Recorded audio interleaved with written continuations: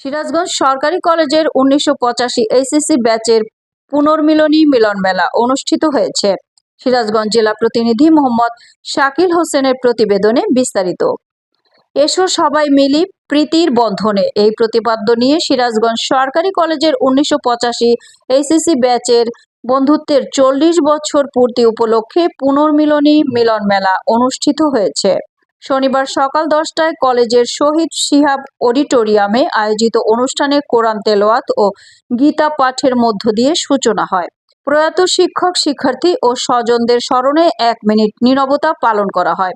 অনুষ্ঠানে স্মৃতিচারণ করেন বিএনপি কেন্দ্রীয় নির্বাহী কমিটির সদস্য ও জেলা বিএনপির সাধারণ সম্পাদক মোহাম্মদ সাইদুর রহমান বাচ্চু। তিনি বলেন, দীর্ঘ ৪০ বছর পর নিজ শিকড়ে ফিরে এসে পুরনো স্মৃতি আবারও মনে পড়ে গেল। প্রয়াত শিক্ষকদের আত্মার মাগফিরাত কামনা করছি।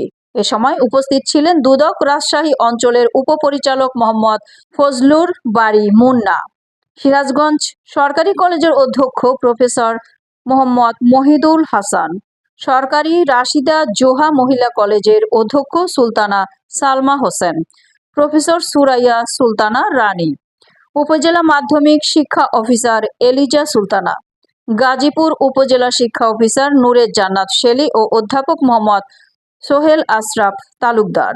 অনুষ্ঠানটি সঞ্চালনা করেন সিরাজগঞ্জ সদর উপজেলা নির্বাহী অফিসের প্রশাসনিক কর্মকর্তা মোহাম্মদ হাসমত উজ্জামান মল্লিক টোকেন। রীতা শ্রাবন্তী, আই1 টিভি।